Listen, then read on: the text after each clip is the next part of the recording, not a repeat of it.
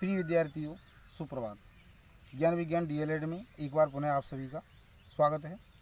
और आइए आज हम हमारा जो प्रकाश है, प्रकाश का जो चैप्टर है, उसके अंतर्गत अगली कड़ी शुरुआत करते हैं।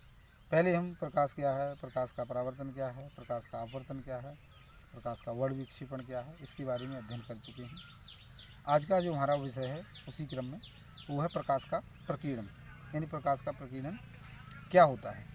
तो प्रकाश के प्रकीर्णन के बारे में जानते हैं। प्रकाश का प्रकीर्णन अर्थात जब प्रकाश की कोई किरण किसी माध्यम से गुजरती है, किसी ऐसे माध्यम से गुजरती है जिसमें सूक्ष्म पार्टिकल्स होते हैं, अत्यंत सूक्ष्म पार्टिकल्स धूल के कण उपस्थित होते हैं, उसमें होकर जब प्रकाश की किरण गुजरती है तो वह उन सूक्ष्म पार्टिकल्स पर, उन अत्यंत सूक्ष्म कणों पर टकराती है, तो वह उससे टकराकर सभी दिशाओं में फैल जाती है, विसरित हो जाती है।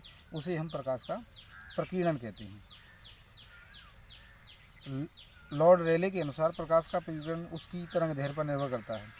जिस रंग के जो रंग है, प्रकाश का रंग है, उस रंग की तरंग दैर्ध्य सबसे अधिक होगी, उसका प्रकीर्णन सबसे कम होगा, और जिसकी तरंग दैर्ध्य सबसे ज़्यादा होगी उसका प्रकीर्णन सबसे उल्टा होता है। जिसकी ज़्यादा होगी उसका कम होगा, और जिसकी कम होगी उसका ज़्यादा होगा। जैसे हमने वर्ण विक्षेपण में देखा था, जब प्रकाश की किरण किसी किरण से गुजरती है तो जो लाल रंग है वो सबसे ऊपर और नीला रंग है वो सबसे नीचे होता है। जो लाल रंग है उसका जो मार्ग विचलन है वो कम होता है और नीले रंग का ज़्यादा होता है, क्योंकि जो लाल रंग है उसकी वेवलेंथ बहुत अधिक होती है, सबसे अधिक होती है, और नीले रंग की वेवलेंथ है वो सबसे कम होती है। According to Lord Rayleigh, scattering of light depends its wavelength, and scattering of light is inversely proportional to its wavelength। तो इसका हम उदाहरण देख सकते हैं कि जो हमारा आकाश है उसका रंग नीला प्रकाश के प्रकीर्णन की वजह से दिखाई देता है, क्योंकि जो नीला रंग है उसका प्रकीर्णन सबसे अधिक होता है, तो जो आकाश है उसका रंग हमें नीला दिखाई देता है। ऐसे ही हम टिंडल प्रभाव के बारे में जानते हैं। टिंडल प्रभाव क्या है? जब कोई प्रकाश की किरण किसी कॉलॉइड विलयन से गुजरती है तो उस कॉलॉइड विलयन में उसका मार्ग प्रशस्त हो जाता है, यानी कि वो कॉलॉइड विलयन उसके मार्ग को रोक नहीं पाता। अब कॉलॉइड विलयन क्या होता है? विषमांगी समांगी दोनों मिश्रणों के बीच की जो कड़ी है उसे हम कॉलॉइडी विलयन कहते हैं। ना तो वो समांगी होता और ना ही विषमांगी होता है। देखने में वह हमें समांगी प्रतीत होता है, वास्तव में वह समांगी नहीं होता, उसमें छोटे छोटे कण विद्यमान होते हैं।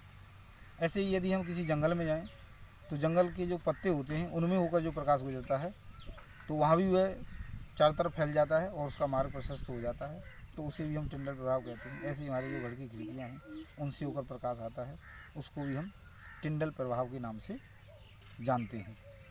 तो जो प्रकाश का प्रकीर्णन है, बहुत ही प्रकाश का जो चैप्टर है उसमें महत्वपूर्ण घटना है।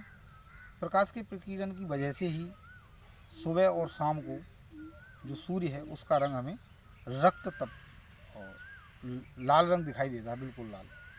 तो प्रकाश के प्रकीर्णन की वजह से ही दिखाई देता है। तो हमारा जो पर्यावरण है उसमें आकाश का रंग नीला दिखाई देता है, लेकिन यदि हम हमारे जो परिवेश है उससे ऊपर चले जाएं तो हमें फिर वो आकाश का रंग काला दिखाई देता है। क्यों दिखाई देता है? क्योंकि वहाँ पर पर्यावरण की जो घटना है प्रकीर्णन वह नहीं हो पाता। तो इस प्रकार से प्रिय विद्यार्थियों, आज हमने एक छोटे से जानकारी प्राप्त की प्रकाश का प्रकीर्णन, और जो प्रकाश से संबंधित प्रकाश के हमारा लाइट का चैप्टर है उससे संबंधित और भी बहुत सारे उप विषय बचते हैं, उनके बारे में आगे हम अध्ययन करेंगे। तो एक नई जानकारी और नए उप विषय के लिए हम आगे आपके सामने उपस्थित होंगे।